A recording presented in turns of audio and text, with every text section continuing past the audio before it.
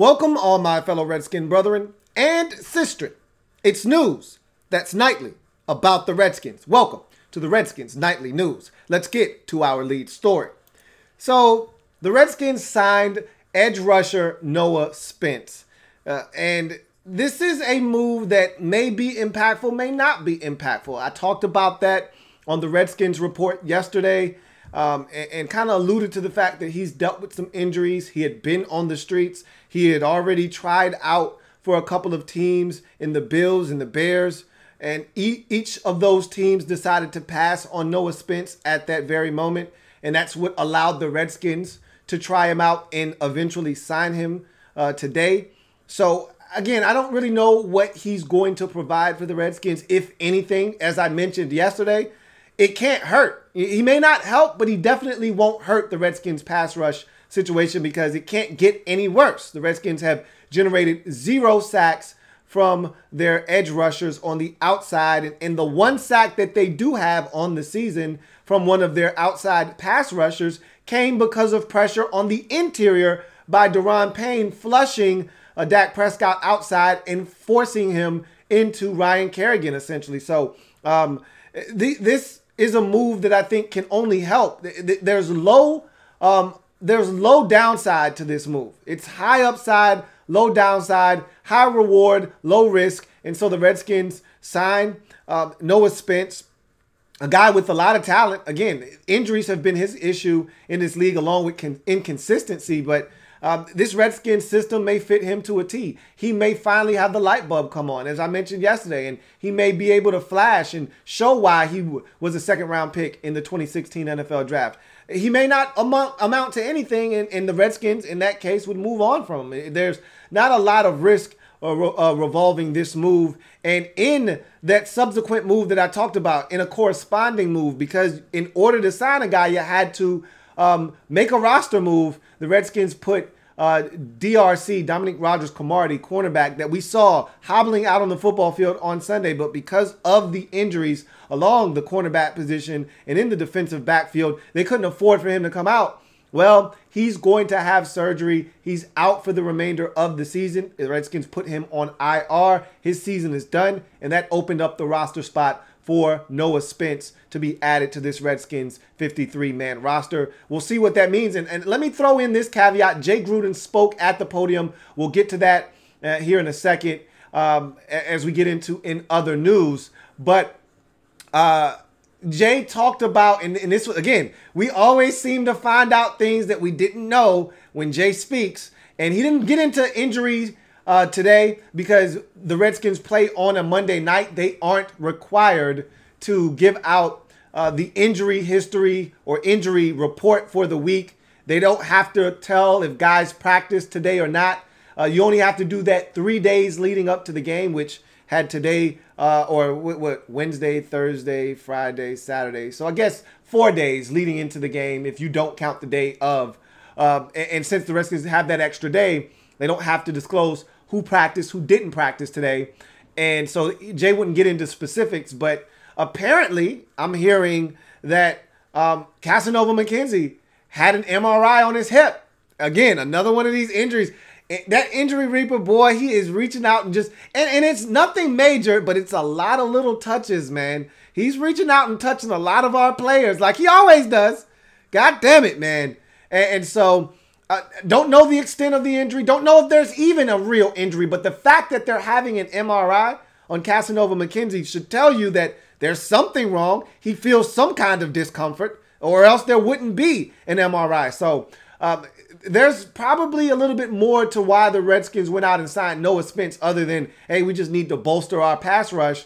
Maybe there's something else going on behind the scenes with Casanova McKenzie that they're not leading on with right now. And maybe he may miss a week or two or maybe even longer with a hip injury.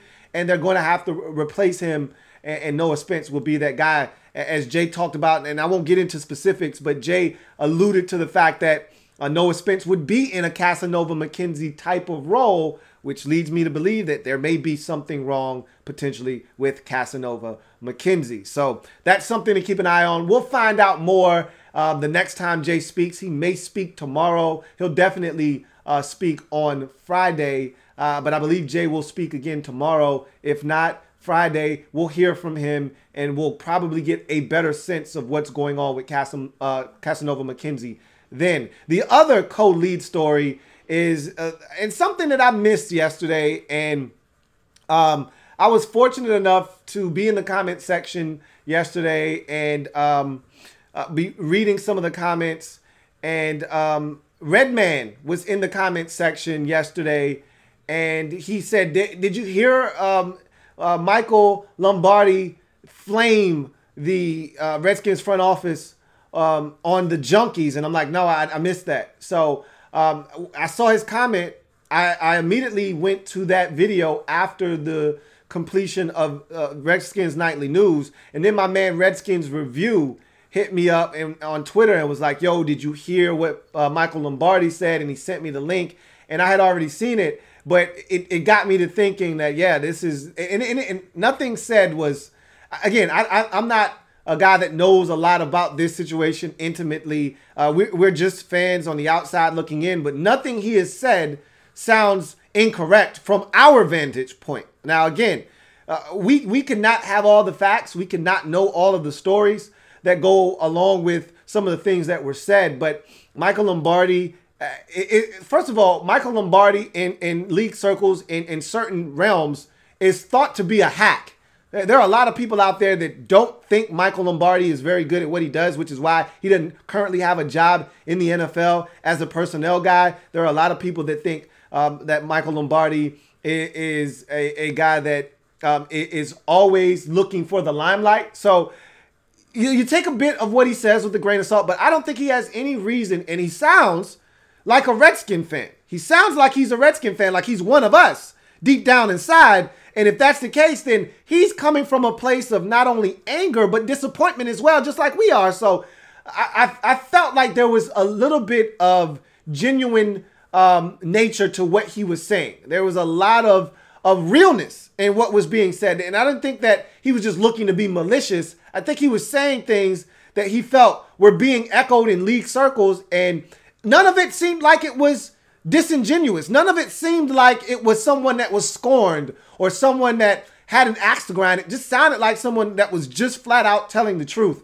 And I'm going to give you that audio in case you haven't heard. For those of you that have heard it, then this isn't going to be new to you. But for those of you who haven't heard this audio, I will play it at the end of this episode so that you can hear what was said about the Redskins front office and the ineptitude of the Redskins front office and why the Redskins front office is the way that it is, and what changes need to be made in order for the Redskins to once again be a proud franchise and one that we can get behind. But that's going to be later on in the show. Let's get to in other news. So you had Jake Gruden and Case Keenum step to the podium today, and I'll give you a little bit of what both of them had to say. Also, we're going to take a look at the Bears briefly today. We won't dive in deep on the Bears today. We'll save that for tomorrow. And I'll just mention this briefly. I don't want to spend too much time on this because a lot of Redskins fans have been talking. There's a reason I didn't do a video for this, because I don't think that this is even a realistic possibility. But I just want to mention this quickly and then move on. Jalen Ramsey isn't coming to Washington, and the Redskins aren't seeking Jalen Ramsey. They're not after him. They're not in the market for Jalen Ramsey. And although I love him as a corner, and I would love nothing more than to acquire a guy like Jalen Ramsey, and I wouldn't even mind giving up a first-round pick for him, but the Jaguars are like, we don't want just a first-round pick. We want 2 first-round picks. We want a first-round pick and a second-round pick this year and a second-round pick next year. Like, they're out for the entire shebang. And they're right to look for that. If you're going to give up a guy that is at the top of his position in the league, as I believe Jalen Ramsey is in terms of the cornerbacks, if you're going to give up that kind of player, you want the kind of compensation that's going to make you feel good and allow you to sleep at night knowing that you just traded away the best player at that respective position in the league. And so they're looking for the entire farm. They don't want a couple of animals off the farm. They want the entire thing. All 3 acres of the farm. And the Redskins just aren't in a position to give that up. And I'll take it a step further. Then you have to pay him. And much like I said with Jadeveon Clowney, I wasn't opposed to giving out a first-round pick for Ramsey. I won't give out anything more than that. But the Jaguars want more than that. And you got to also know that this guy's a malcontent. Unlike Clowney, who probably has said all of 2 words since getting into the league. Jalen Ramsey is outspoken. He's a guy that's going to draw attention to himself, but he backs it up with his play on the field. And as he said, look, I'm a competitor. I just want to win.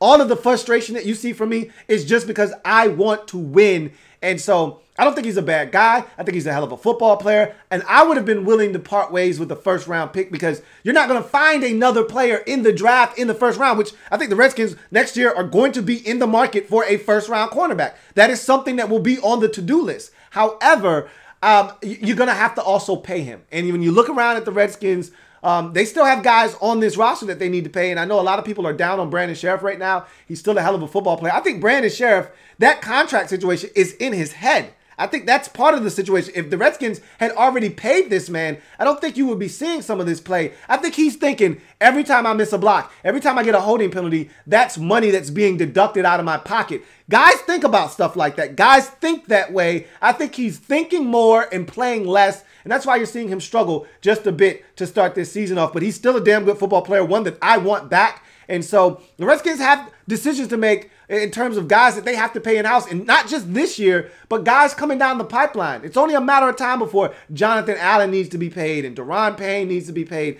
And you go down the list of all of these guys that we really like that are on these deals that are going to expire here shortly. You got to be able to save up your money. You can't be just spending frivolously. So as much as I would love to go out and get Jalen Ramsey, and I would be down with giving up a first-round pick and paying him, the Redskins aren't in a position to give up more than just a first. They can't give up a first and a second, or a first this year and a first next year. They're just not in a position to do that, especially when we have a chance to be a really bad football team. And that pick could turn into the number 5 pick or the number 7 pick or the number 3 pick, which I don't think we're going to be that bad, but you just never know, especially starting off 0-2.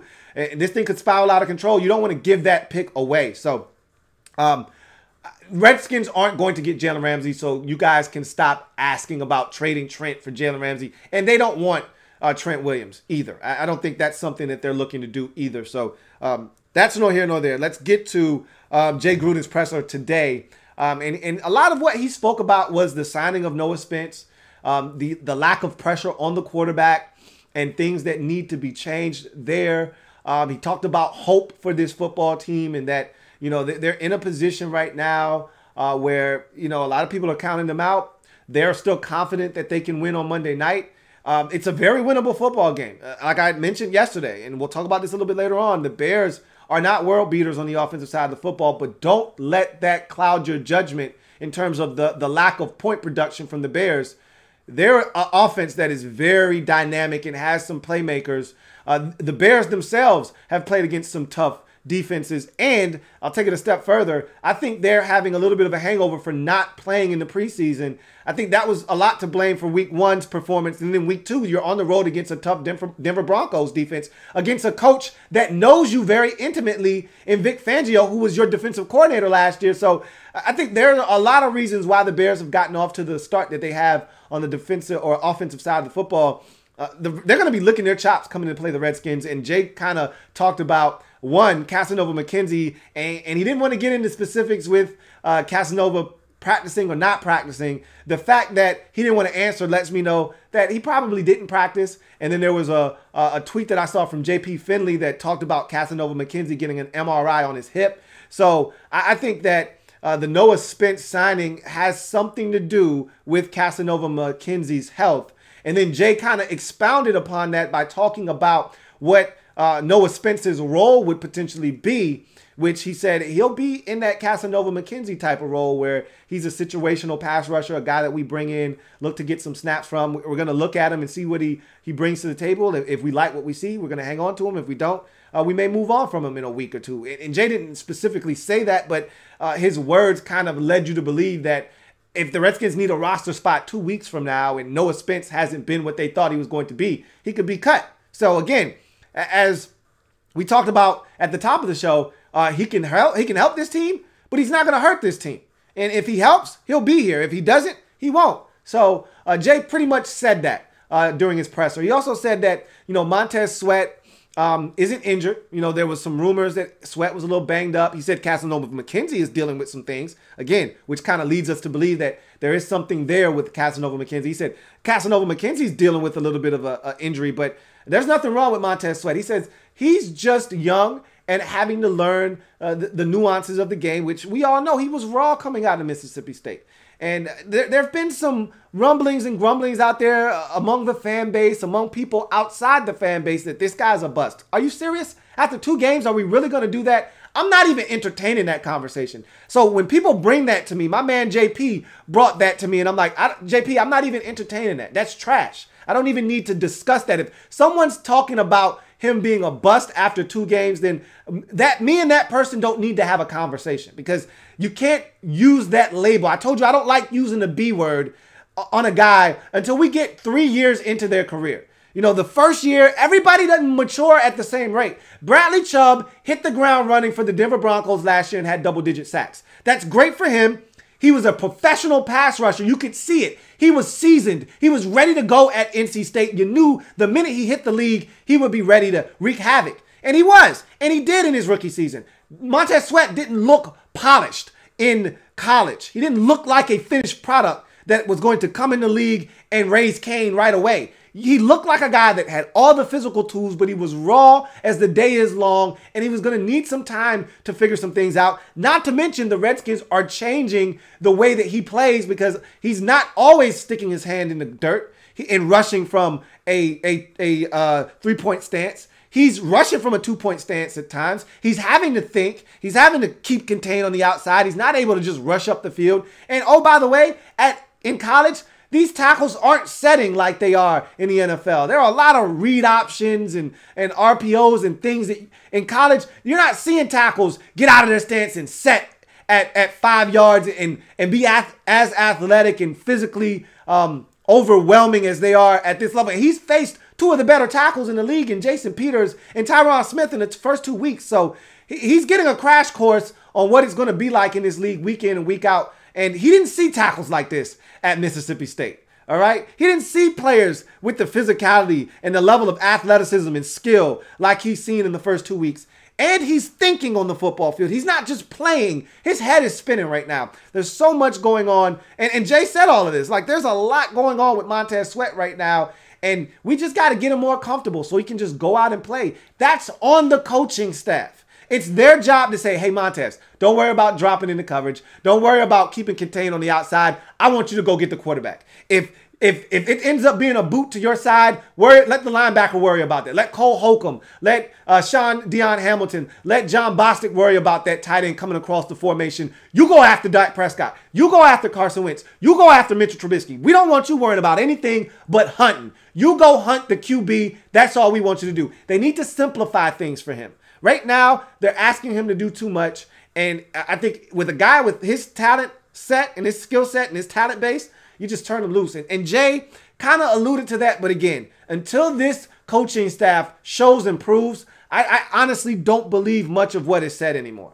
It's all wishful thinking for me. So until I see it, it sounds good, but I need to actually see that on the football field. But nonetheless, he talked about Montez Sweat and the need for the Redskins to get more pressure on the quarterback, and talked about Noah Spence. He talked about Ryan Kerrigan and all of these guys needing to play better and perform at a much higher level. He talked about the Bears and some of the threats that they pose, not only on the defensive side of the football, but on the offensive side. More specifically, he talked about the defensive side of the football and what those guys bring to the table, because it is a ferocious defense. And Jay said, really, they don't have any weaknesses. We're going to have to really do some really good things in order to move the football on them consistently. And he's right.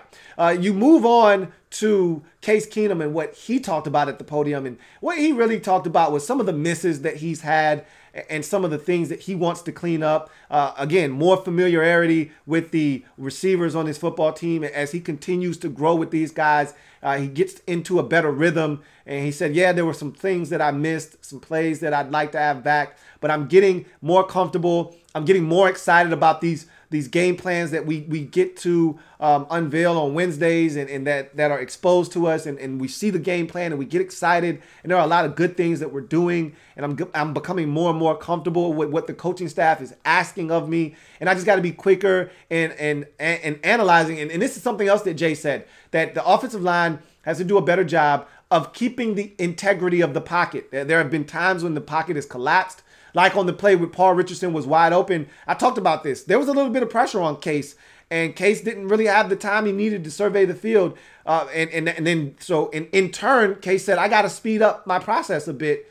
And you don't want your quarterback necessarily speeding up the process, because sometimes you come off of a guy a little bit too soon when he's working his route. And if you don't trust the protection up front, you may come off of your first read and he may ultimately win. But you come off of him because you don't trust the protection up front. And so you can see how this could have a domino effect. So Case talked about, needing to be a little bit more rapid in his ability to read the field, go through his progressions. He also talked about the run game and how, the run game does allow them to do play action fake. It allows them to give the defense a breather. And it also allows the offense to be a little bit more aggressive by taking shots down the field, because you suck that eighth defender into the box.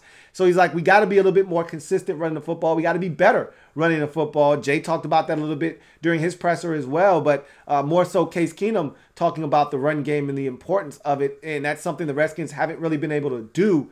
And, being behind doesn't help, but also the line hasn't done a good enough job of blocking, and the penalties haven't helped the Redskins in those situations either. If it's 1st and 20, it's not a good idea to run the football. If it's 2nd and 17, not a really good idea to run the football. So the Redskins have to avoid penalties. The Redskins have to be better. And Case Keenum essentially alluded to running the football and needing to do that in order to have this offense really work at maximum efficiency. So you look at the Bears on Monday night, week 3, and I'm starting to hear a lot of what I was saying on Monday, on Monday's edition of the RNN, which was, this is a cold red game. And remember, I was a little upset and bothered by the fact that Jay and everyone, and they're supposed to be preaching patience and confidence that 0-2 isn't the end of the world and season's not done, and they're supposed to do that. That should be the message inside the locker room. But me as a fan, you haven't built up enough equity with me. Aaron Rodgers can come out to the Packers fan base and say, RELAX, relax. You know why he can do that? Because he's taken them to a Super Bowl. Because he's taken them to the playoffs consistently throughout his career. Because he is one of, if not the best quarterback in the league. He can do that.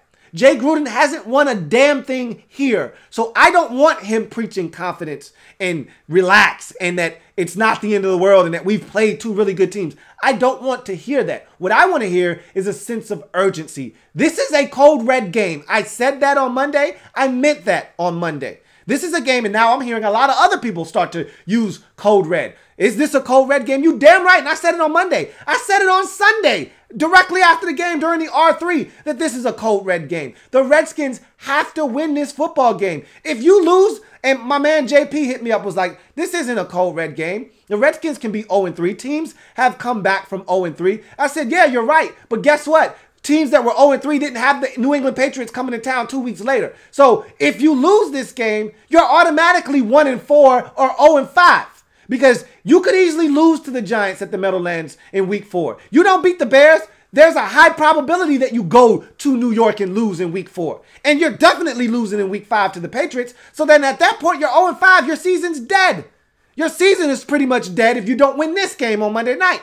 So it's funny that, we talked about code red on Monday and even Sunday, and now everyone's starting to talk code red on Wednesday. And I'm like, I've been talking about this sense of urgency. This is a game the Redskins have to have. There's no ifs, ands, or buts about it. There's no 2 ways about it. If they lose this football game, drop to 0-3, that's 2 home losses, and now you go on the road against the Giants, and that's probably going to be your 3rd loss in the division. And at that point, you come home, and now you're a sacrificial lamb for the New England Patriots, who are licking their chops, looking to put up 40 points on you that following week at FedEx. It's going to get very ugly very quickly if this game is not won, and heads may roll. If the Bears come into FedEx on Monday, a team that has scored a combined 17 points in the first 2 weeks, if they come in here and they score 31 and light this defense up like everybody else has, some heads will roll on Monday or Tuesday. I guarantee it. Changes will be made and things will be different, and it may not be for the best, but things will be different, and this team will be heading probably in the wrong direction, and they probably will be in a tailspin spiraling out of control. This game is that important to the season. And you know what I ask every single year? Nothing changes. And it's so sad as a fan to have such low expectations for your team, but that's how I've been trained to think. I've been preconditioned to ask the team one simple goal every year. Get me to November playing meaningful football. Well, hell, I may be asking the team to just get me to October playing meaningful football, which is a shame because October is only the 5th game of the season. But by October, the first week in October, we could be looking at the Patriots squarely in the eyes and saying, shit, we're about to be 0-5 and this season's done. So this game is big. You win this game and then you find a way to somehow go on the road and beat the Giants, and all of a sudden you're 2-2 in week 5 against the New England Patriots. Then again, then your season's totally different, you know? And I've been hearing this a lot today. There's a realistic possibility that the Redskins could get to 3-3. There's a path to 3-3 going into week 7 versus the San Francisco 49ers at home. Sure there is. That's looking way too far in the future for me. We're a team that needs to take it 1 week at a time, but I understand the thought there. Hey, beat the Bears on Monday, beat the Giants, and then beat the Dolphins in week 6, and boom, you're 3-3 going into week 7 against the 49ers. And at that point, you feel like you got a chance to go have yourself a season. I understand that. But for me, I've got tunnel vision. I can't see past Monday against the Bears because, again, we're not good enough to start looking down the road. We're not good enough to assume that week 4 versus a bad Giants football team is a win. We're bad. They're looking at us like, shit, we got to beat the Redskins. They stink. That's what the Bears are doing. We're looking at the Bears like, man, they look like food. You know, let's get out the harpoon. Let's shoot that bear and let's cut him up and eat him. And they're looking at us like, man, that's some real tasty redskin over there, man. Let's go eat. Let's go get us some Indian. They looking at us like food. We looking at them like food. Somebody's going to get eaten up. So this is a big game, man. And we got a shot. I'm nervous as hell. One, because it's a primetime game and you know our history at home on primetime. That just makes me uncomfortable by itself. Forget about the Bears and Khalil Mack and that vaunted defense and that talent that they have with Tariq Cohen and Robinson at wide receiver and David Montgomery, who I love as a rookie running back, that they're starting to get the football to more. Forget about all of the talent that they have. And Trey Burton at tight end, and all the guys that they can get the football to. Forget about all of that stuff. I'm nervous about the fact that this is a Monday night game at FedEx Field on primetime television. That shit scares the hell out of me. Forget about the Bears. Forget about their talent. Forget about being 0-2. The fact that this is just on primetime and at home, that's enough to make me nervous and think that we're going to get our asses whooped. So, nothing about this game breeds confidence from me, but we'll talk more about the Bears, this game, what it's going to take to get a victory, and then some tomorrow on the show. But let's move on and wrap this show up with what I talked about earlier in the show, an interview with Michael Lombardi on the Junkies program, not today, but yesterday. And again, it was brought up to me by Redman and also my man Redskins Review. And I went and listened to it, and nothing that was said in this interview was surprising, but it's just always nice to hear it from someone else. And when that someone else is in tune to what's going on in league circles, it just reinforces and hammers home the point that change is necessary here. Now, again, Dan Snyder doesn't give a shit. Neither does Bruce Allen. None of this is going to change anything, but I think it's worth hearing if you're a Redskins fan. In case you're one of those delusional ones out there that think that the job that's being done by this organization isn't that bad, or, you know, we're a couple of players away, or this, that, and the third. You need to hear this. You need to be real with what's going on with this organization. And I think this interview is just a little bit of a glimpse into the real about what's being said about the Redskins outside of Redskins Park. So I'm your man, Louie T, signing off. Remember, we're Redskins fans and we're Skins fans. Why? We got skin in the game. Why? Because we're Skins fans for life. And so we'll come back. We'll do this again tomorrow. And this has been the Redskins Nightly News. I'll leave you with the interview with the Junkies and Michael Lombardi. You guys have a good one. Write about this in your book, Gridiron Genius, the importance of ownership. Kind of get into that. And where do you think the missteps have been by Daniel Snyder over the years? Well, he doesn't understand that culture and player development win. I mean, he just has no idea that culture matters. He thinks if I sign Albert Haynesworth, I draft Dwayne Haskins. He thinks it's always about a move. He thinks it's watching TV on Saturday night, watching a college game. If I get that player, I'll be a better team. That is the most critical error you could ever make. As an owner, the owner's job is to establish the culture, is to say to the head coach, look, here's the kind of football team I want to have. And it's your job to make me get there. And in 5 years, if we're not there, I'm going to have to make a change. But the culture's never changing. The culture's never changing. I mean, look, when Robert Kraft hired Belichick in 1999, everybody in the league laughed at him. He gave up a draft pick for him.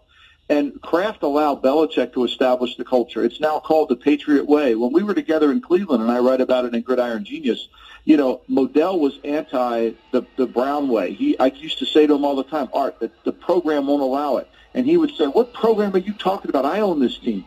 And he would never grasp it. So, you know, Snyder's never going to grasp it. He thinks if I hire Steve Spurrier, or if I bring Joe Gibbs back, or if I do this or do that, you know.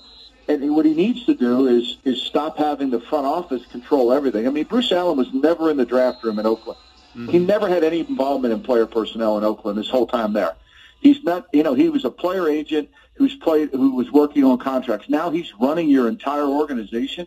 I mean, that's really, look at the record. It's reflective. Did you get along with Bruce when you were both in Oakland together, right? We were both there. Yeah, sure. I mean, he was the cap guy and I was the personnel guy. I mean, I would listen to what Al wanted to do. I would tell Al, here's what we need to do, and he would tell Bruce to go sign this player or sign that player.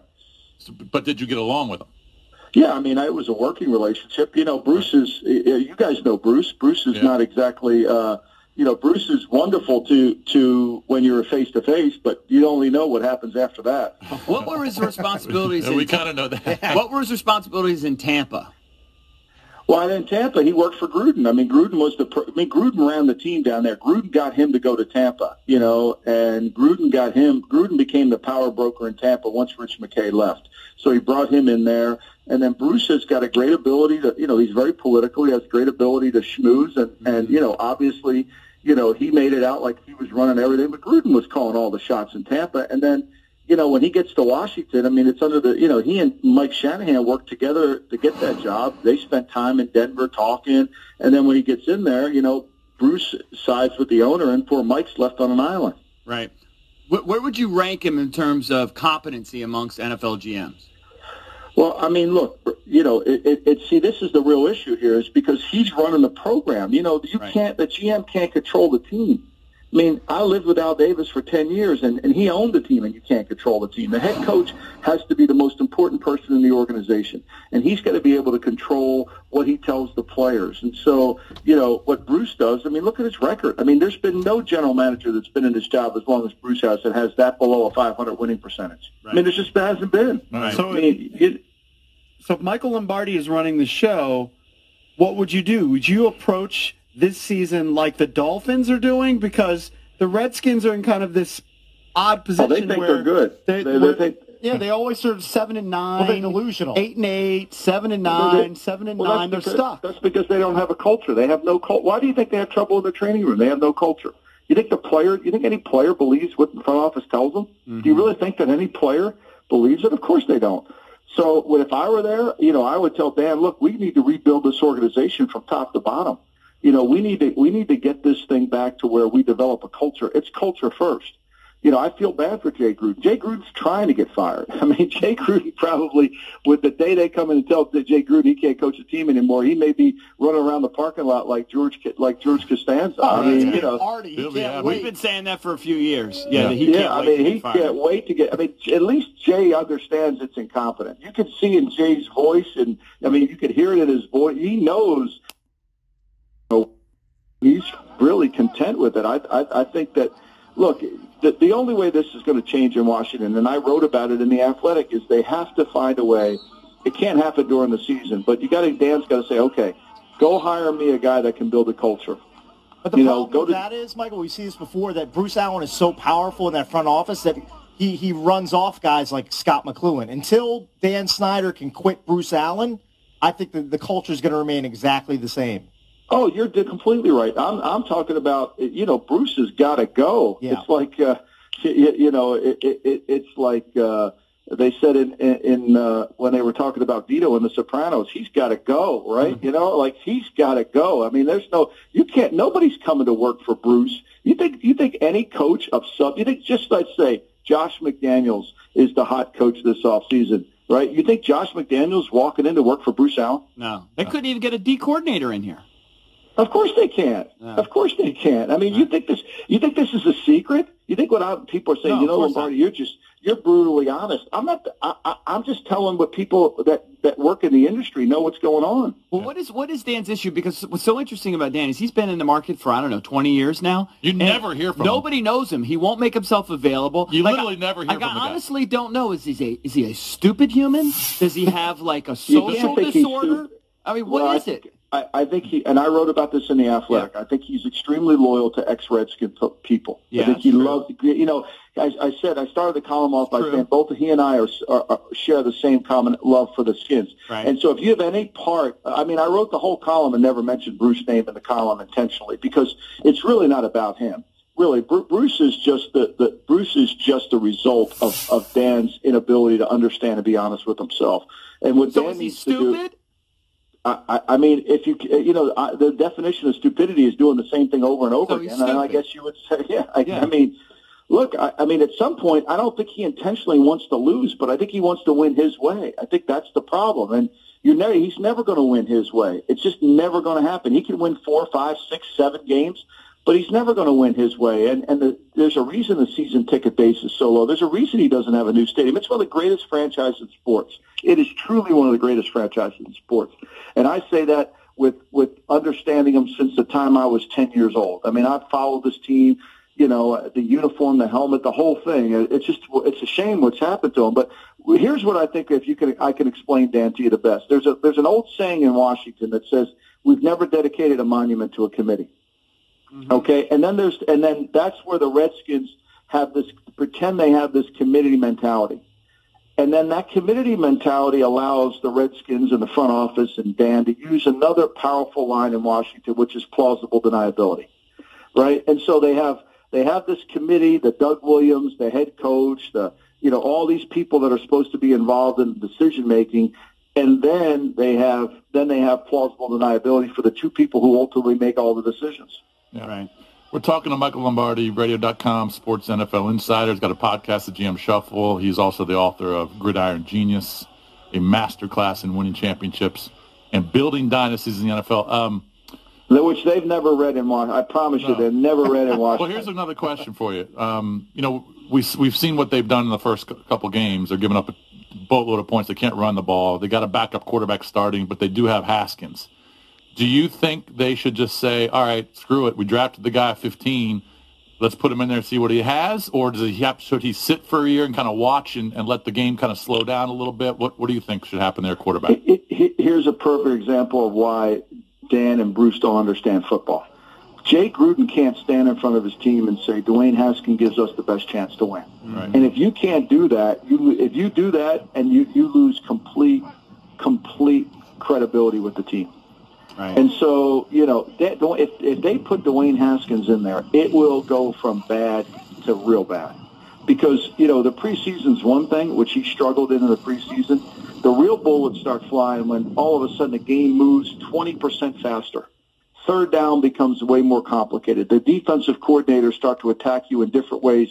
And if you don't change the protection, reroute the mic, put things into place, start to do this, and it all has to happen within 15 seconds, right? Watch Brady at the line of scrimmage. 52's to Mike. No, 53. No, make 23's to Mike. All of a sudden, he's moving people around in 15 seconds, and that allows him to have time to throw the ball. This is not going to happen with Haskins. And so if they put him in the game, it's over. They have no system of player development. This is so critical. You draft a quarterback. If you have a quarterback you pick in the first round, you have to have a backup offensive line that's really good. Because if you don't, you can't play him in the preseason because he's going to be running around for his life. Yeah. They don't even have a starting lineup or offensive line. Which is true. Which is true. How do you handle the Trent Williams situation? How do you evaluate how they've handled it? Well, look, it's a lack of trust. I mean, as Billy Joel once said, it's a matter of trust here. I mean, it's just truly a case of lacking trust. I mean, he doesn't trust them, right? And so how do you handle that? You think if Bruce Allen showed up at his home and said, let's have a talk, do you think he's going to believe one thing Bruce is telling him? Mm-hmm. That's why they hadn't even bothered, I suppose. Well, I think that's the change. And I think he would rather sit out, rest his body, get healthy, and feel like, okay, next year I'll come in and play. I can't make up the money I've lost, but, I'd rather maybe I'll add another year than I wouldn't have had if I come in and play. I think that's the mentality. Would you work for Dan if he offered you a job? I don't even know Dan. I mean, look, I've said hello to Dan, and that's about it. I mean, the only chance anybody has to work for the Washington Redskins if Dan says, you go out and hire the next head coach, and you make sure you build the culture, and I'll see you in 5 years. I mean, that's really the only chance you have. Yeah. And there's just no way. And to me, you got to rebuild his organization. You got to say to him, look, you got to just make a decision. Do you want to enjoy winning Super Bowls, or do you want to enjoy winning your way? Do you want to be mediocre, or do you want to win titles? And the only way we're going to have to win titles is to tear it down. Now, I will say this. You're a lot closer to winning titles if you get the right coach and the right culture in there, because there's some good players on that football team. Mm-hmm. But they're not in condition. They're not in great shape. They don't work very hard. Jay Gruden was 1-4 in games over 81 degrees, right? And that game last year in Tampa, seriously, we laugh. I mean, it's conditioning. I mean, the Patriots went down to Miami, and people were telling me the Patriots were in better shape than the Dolphins and dealing in the humidity. Patriots run hills every single day. It's so powerful to watch that after practice in October, Belichick doesn't even have to tell the team to go to the hill. They run to the hill themselves. Right. It's unbelievable. It's crazy. So, unless you're willing to do that, there was a sign in RFK Stadium, and I wrote this in the column. It said, SOS, save our skins, hire Lombardi. Vince Lombardi back in '69 and Edward Bennett Williams listened to the sign. If I were Dan Snyder, I would get on an airplane. I'd fly to Clemson, South Carolina, and I would tell Dabo Swinney, look, my man, you